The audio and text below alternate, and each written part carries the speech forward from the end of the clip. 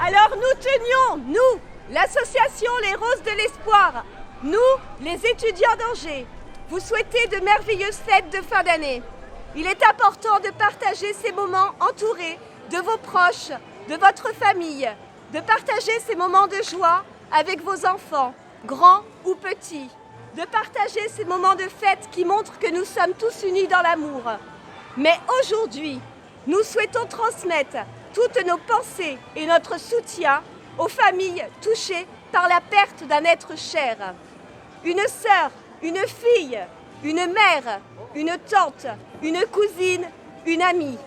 En cette fin d'année, 145 femmes ont perdu la vie sous les coups d'un conjoint ou d'un ex-conjoint. Ces hommes ne sont pas dans l'amour inconditionnel, mais dans un amour conditionnel. Leur amour frappe, insulte, dénigre, soumet et tue. Les proches et la famille ne sont pas de simples dommages collatéraux. Ils sont confrontés au deuil, voire même à la rancœur. Peut-être que d'autres ont essayé d'aider leurs proches à s'extirper de cette situation de violence conjugale. Peut-être la culpabilité les ronge injustement aujourd'hui. Une pensée pleine de soutien va également à l'égard des enfants vivant dans un environnement de violence. À ceux qui ont perdu aussi leur maman, n'oublions pas que ces traumatismes subis peuvent voler leur enfance. Afin d'enrayer ce phénomène, il faut accompagner les femmes, les hommes et les enfants bénéficier d'une vraie justice qui les protégera et qui pénalisera justement mieux les auteurs de faits de violence. Nous continuerons sans relâche nos actions. Nous ne pouvons plus nous taire. C'est dans ce contexte effroyable que l'association Les Roses de l'Espoir met en place différentes actions, conférences, interventions en milieu scolaire, rassemblements, accompagnement des victimes lors des démarches juridiques et autres. Animation de 3 groupes de parole pour les victimes, pour l'entourage et pour les enfants. Pour la réalisation de ces différents projets, nous avons besoin de moyens humains, alors n'hésitez pas à nous laisser vos coordonnées. Pour conclure, je vous invite à observer une minute de silence en mémoire des 145 femmes assassinées et n'oublions pas ces quelques hommes aussi qui meurent également sous les coups de leurs conjointes tous les 13 jours en France.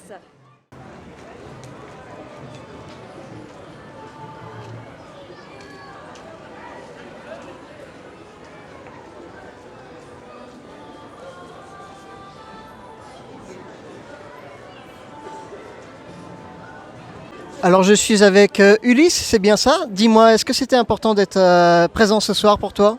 Oui, c'est important parce qu'il faut qu'on se mobilise. Et il n'y a pas que les femmes qui doivent se mobiliser, il y a aussi les jeunes, les hommes. Donc ça touche vraiment toute la population. Je pense que voilà, les problèmes de violence conjugale, ça part de très très loin, de problèmes sexistes qui sont profondément ancrés dans la société aujourd'hui.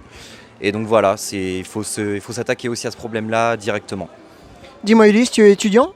Oui, je suis étudiant au CNAM, donc c'est une école dans le social, en économie sociale et familiale. J'ai entendu dire tout à l'heure que tu faisais un service civique. Peux-tu nous en dire un peu plus?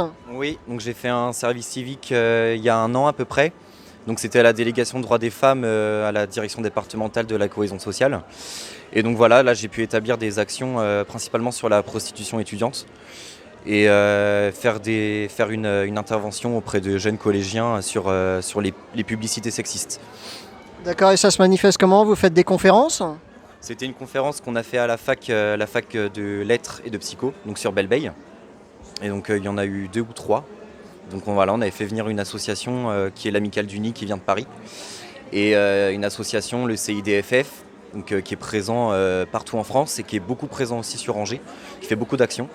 Et voilà, c'est une association très importante qu'il faut aussi mobiliser. Et les jeunes se sentent-ils vraiment concernés? Oui, franchement oui. Je ne pensais pas autant et voilà, c'était sur volontariat, ils venaient s'ils voulaient et il y a eu quand même pas mal de monde. Alors là, je suis avec Orlone et Gaëlle, c'est bien ça, je ne me trompe pas? Dites-moi les filles, c'était important d'être là aujourd'hui pour vous? Oui, pour nous, c'était une manière de montrer notre soutien à toutes ces victimes. Nous, on sait qu'on va passer les fêtes avec nos familles et on trouvait ça important de leur montrer que on était là avec elles, qu'on les soutenait et que le mouvement continuait et qu'on allait se battre jusqu'à temps qu'on ait ce qu'on souhaite en fait, qu'il y ait une vraie protection des victimes et que ça bouge enfin parce que malheureusement c'est pas le cas encore. Comment avez-vous connu l'association Les Roses de l'Espoir ? Donc on a participé à la marche du 23 novembre à Paris et on est parti en bus avec l'association Nous Tout Angers et là on a rencontré Alison qui a témoigné de son histoire qui nous a vraiment touchés et à ce moment-là on a décidé que nous aussi on voulait faire quelque chose pour son association, donc Les Roses de l'Espoir, et on a créé une cagnotte sur Litchi, donc Les Roses de l'Espoir, où on récolte en fait des fonds pour son association pour qu'elle puisse mettre en place des actions et à côté de ça on fait des ventes de gâteaux et autre chose sur notre fac. D'accord, donc vous participez à la vie de l'association. Donc. Ouais, voilà, on essaye de pouvoir participer. Ok, merci Orlon. Un petit mot, Gaël ? Je suis entièrement d'accord, c'est aussi pour avoir une pensée à toutes ces familles, comme on disait, qui n'ont pas leur mère, leur fille, leur tante. Penser pour leur dire qu'on est avec elles et qu'on pense tout fort à elles. Et voilà, on est déjà malheureusement à 145 féminicides et ça veut dire 145 femmes en moins dans les familles. Et donc voilà, c'est très triste, mais voilà, on a des pensées pour tout le monde et voilà. Cette fois, je suis avec Hugues. Dis-moi, Hugues, tu mets pas un visage inconnu. Tu étais déjà présent lors d'un rassemblement contre les violences faites aux femmes au mois d'octobre, c'est bien ça ? Oui, tout à fait. Je me suis présenté le 12 octobre au rassemblement pour la violence conjugale, qui me touche beaucoup à cœur, étant victime homme. Et je voulais qu'on m'entende. Voilà, parce que ça n'arrive pas qu'aux femmes, ça arrive aux hommes. Je fais partie de l'association Les Roses de l'Espoir qu'on a montée et membre du bureau. Voilà, présidente Alison, vice-présidente Karima. Et moi, je fais partie du CA pour défendre aussi les droits des hommes, autant que les droits des femmes. Alors je ne cache pas que quand je t'avais vu au mois d'octobre, je te sentais très attristé en fait par rapport au rassemblement. Est-ce que tu veux nous en dire un petit peu plus ? Oui, j'étais très attristé parce avec ce que j'ai vécu. Pour un homme, c'est la honte. Voilà, de crier qu'on est victime de violences conjugales psychologiques, c'est difficile. Voilà, pour une femme, c'est très difficile aussi, mais pour un homme, c'est un sujet encore très tabou. Donc je veux percer ce sujet-là et prouver aux hommes qui sont victimes aussi, et qui ont vécu ceci, qu'on ne les oublie pas. Hugues, tu disais que tu as été victime de violences conjugales. Comment ça s'est manifesté exactement ? Alors petit à petit, ça s'est manifesté après le mariage. Voilà, c'est rabaissement, c'est t'es gros, les insultes. Voilà, je ne peux me permettre de les répéter. Tu es minable, tu es un feignant, tu es bon à rien. Tu sers à rien, tu sais pas bricoler, quand tu bricoles c'est de travers, c'est du foutage, voilà, tout le temps, répété. Je suis quand même chauffeur routier, je ne suis pas là de la semaine et je prenais ça tous les week-ends dès que je voyais madame, parce qu'elle était très rarement à la maison, parce qu'elle profitait pour partir le week-end dans sa famille, que j'ai trouvé ça tout à fait normal. Car je suis un homme libre et puis je voulais laisser la liberté à madame, mais je crois que la manipulation a été beaucoup dans notre mariage aussi. Donc on parle souvent de violences conjugales mais physiques, mais finalement tu as vécu des violences psychologiques ? Oui, des violences psychologiques. Ça a été jusqu'à me pousser au suicide. J'ai fait une TS il y a à peu près 3 ans. Car j'ai fait un burn-out total. Voilà, j'ai vulgairement pété les plombs et là, le seul truc qu'elle m'a dit, mon but c'était de te renfermer en hôpital psychiatrique. Comment réagissait ton entourage ? Est-ce que c'était visible ? Pour moi, non. Pour mon entourage, j'ai mon meilleur ami qui me disait fais attention, c'est pas normal, tout, etc. Mes amis ne m'ont jamais reconnu, parce que je n'ai jamais été comme ça. J'étais vulgairement soumis à madame, quoi. Et pour moi, je croyais que c'était de l'amour, et ce n'était pas de l'amour. Quand tu dis que tes amis ne te reconnaissaient pas, c'est-à-dire que tu te renfermais sur toi-même ? Oui, je sortais plus. Je restais les week-ends chez moi. Je ne faisais plus de sport. Je n'allais plus au football. Je n'allais plus au stade. Je sortais plus du tout. Dès que je voulais sortir, il fallait que je demande la permission. Et la réponse a toujours été non. Donc je restais chez moi tous les week-ends. Donc tu restais chez toi par peur d'avoir des reproches ? Tout à fait, j'avais peur. Je suis sorti une fois et j'ai eu des reproches le lendemain parce que j'étais rentré tard, que je ne me levais pas, tout, etc., etc., etc. Et aujourd'hui, c'en est où Vous êtes séparés? Comment ça se passe? Alors nous sommes séparés depuis janvier 2019. Aujourd'hui, j'ai du mal car j'ai une petite fille de 22 mois qui, pour moi, est en insécurité. Mais maintenant, j'attends que la justice fasse foi. Quand tu dis que ta fille est en insécurité, c'est-à-dire? Alors, comment laisser une petite à sa maman qui est manipulatrice, qui raconte ce qu'elle veut, avec des beaux-parents qui soutiennent leur fille, c'est compliqué. Voilà, c'est très compliqué. Est-ce qu'à un moment donné, Hugues, as-tu douté de toi? J'ai douté de moi pendant 15 ans. Voilà, pendant 15 ans, j'ai douté de moi, petit à petit, parce que je me demandais si j'étais un bon père, si j'étais un bon mari, avec toutes les reproches que j'avais, si j'étais une bonne personne, si j'étais un homme. À partir de janvier, j'étais détruit. Je me sentais minable, honteux, mais carrément détruit. Je remonte petit à petit la pente grâce à l'association. Et aujourd'hui, mon but, c'est de crier haut et fort et défendre les hommes et les femmes, j'oublie pas les femmes non plus, dues aux victimes et ainsi que les enfants. Les hommes qui ont tendance à se taire. Malheureusement, les hommes se taisent. Voilà, mais il ne faut pas avoir peur, il faut franchir le pas, il faut dire ce qu'on pense et savoir dire non. On est dans une société un peu où finalement l'homme doit être fort, ne doit pas pleurer, doit tout encaisser, c'est ça? Tout à fait, nous sommes dans une société, l'homme est supérieur à la femme. Et moi je dis non, nous sommes égaux, on est pareil, nous sommes des êtres humains, nous avons 2 bras, 2 jambes, nous avons un cerveau. Notre but, c'est de marcher main dans la main et dans la bonne direction. Je suis avec Alison, la présidente des Roses de l'Espoir. Dis-moi, Alison, ce rassemblement a lieu à ton initiative. Tu as impliqué des étudiants avec toi. Peux-tu nous en dire un peu plus comment ça s'est déroulé?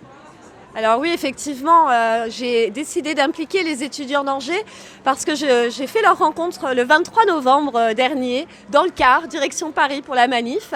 Et puis suite aux échanges, voilà, j'ai senti vraiment une motivation énorme et ils avaient vraiment envie de s'impliquer. Et donc aujourd'hui, je voulais, comme tous les mois, rendre hommage aux victimes de féminicide. Et puis les étudiants, et puis ainsi qu'une victime homme d'ailleurs que j'accompagne depuis quelques mois, m'ont aussi dit « Alison, ce serait aussi très très bien de profiter de cette action pour envoyer toute notre pensée, tout notre soutien en tout cas aux familles aussi, aux familles brisées qui vont passer leur première fête de Noël sans la sœur, sans la cousine, sans la mère, sans la tante. Et ça me semble important parce que dans les mesures annoncées par Édouard Philippe, j'ai entendu aucune annonce pour mieux accompagner justement ses proches et ses familles. Tu parles au niveau du Grenelle, qu'est-ce qu'il en est? Pas grand-chose, j'ai envie de te dire. Je vais être très honnête, comme d'habitude.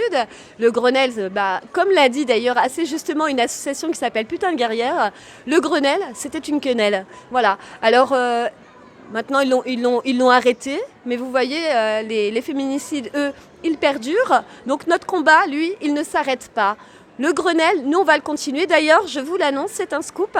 Les Roses de l'Espoir, à partir du premier trimestre 2020, nous allons organiser des tables rondes avec différents acteurs par rapport à ce combat, en tout cas, qui est le mien aujourd'hui, la lutte contre les violences conjugales. Donc il y aura des professionnels de la protection de l'enfance, il y aura aussi des policiers, des gendarmes, et puis bien évidemment des victimes et des proches de victimes, afin de continuer ce Grenelle et de faire de véritables propositions qu'on relaiera bien évidemment à nos politiques. Donc Alison, les Roses de l'Espoir accompagnent les femmes qui ont été victimes de violences conjugales, mais tout à l'heure j'ai parlé à Hugues, et je pense qu'il est encore important de souligner que les Roses de l'Espoir sont aussi là pour les hommes. Alors oui, effectivement, ça me semble en plus terriblement important. Il faut effectivement, pour moi en tout cas, la violence, elle n'a pas de sexe. Donc je me dois d'accompagner aussi bien les victimes hommes que femmes. Moi, ce que j'accompagne, c'est des victimes, quel que soit leur sexe, leurs origines, leur culture. Voilà, la violence, elle n'a pas de sexe, elle n'a pas de frontières. Elle touche tout le monde et on se doit d'accompagner toutes les victimes. Un petit mot pour conclure, Alison ? Oui, alors je voudrais quand même en profiter pour remercier donc tous ces étudiants d'Angers qui ont mis en place en tout cas des actions formidables. Je tiens particulièrement à remercier Orlan et Gaël qui ont organisé sur la faculté de Saint-Serge à Angers la semaine dernière une vente de gâteaux. 10 gâteaux. C'est rien, ça coûte pas grand-chose et elles ont récolté 170 €. Elles ont également mis en place une cagnotte Litchi en ligne et nous frôlons aujourd'hui les 630 €. Voilà, alors quand des étudiants, excusez-moi, je vais me permettre quand même, les étudiants aujourd'hui en France sont terriblement fauchés et pourtant ils arrivent à mettre 5 € dans une cagnotte. Alors qu'attendez-vous vous aussi pour participer et faire appel à votre générosité? Dis-moi, Alison, les dons pour l'association, ça va permettre quoi finalement? Alors, plein de choses, parce que bien évidemment, on a plein de projets à mettre en place au sein de l'association, comme les différents groupes de parole, comme les interventions en milieu scolaire. Forcément, c'est un coût. Aujourd'hui, moi, je me déplace en conférence partout en France. Et ça, forcément, ça impacte un certain coût. Mais aujourd'hui, c'est moi qui investis. Ça me semble tout à fait correct. Enfin, en tout cas, moi, ça ne me dérange pas. Mais voilà, pour mettre des projets en place, par exemple au mois de mars, le 8 mars, c'est la journée des femmes. On aimerait monter un projet, organiser un gala de boxe 100% féminin. Et donc ce sont en tout cas, ce sera des boxeuses qui vont combattre au nom de toutes ces victimes de violences conjugales. D'accord, je vais faire un petit retour par rapport à... Tu es passé sur Énergie 12 avec Morandini il y a quelques jours, je ne sais plus c'était le combien exactement? C'est mercredi dernier. Mercredi dernier, as-tu eu des retours de personnes qui t'ont recontacté? Alors énormément, je croule, vraiment c'est le mot juste, je croule par rapport à Messenger, j'ai beaucoup de commentaires, j'ai beaucoup de prises de contact sur Facebook aussi, sur Instagram, par téléphone, par mail, aussi bien des victimes que de l'entourage qui s'inquiètent et qui veulent aider leurs proches. Voilà, je pense que je vais avoir besoin de vous, je vais avoir besoin de main d'œuvre parce qu'effectivement, je croule sous des tas de projets et de propositions. Est-ce qu'il y a des victimes qui se sont confiées pour la première fois? Oui, tout à fait. Alors oui, j'ai effectivement des victimes qui sont venues me parler, qui parfois se sont d'ailleurs extirpées de cette relation depuis des années, mais qui sont restées dans une forme de mutisme, par honte certainement, ou peut-être parce qu'elles ne comprenaient pas ou elles ne savaient pas à qui s'adresser. Et là, mon témoignage leur a fait écho. Et ça leur a permis effectivement de pouvoir libérer la parole auprès de moi. Sur la faculté aussi, j'ai rencontré une professeure qui a été restée dans son mutisme aussi un certain nombre d'années. Et voilà, on s'est rencontrés par hasard, mais le hasard fait terriblement bien les choses. Ok, merci Alison.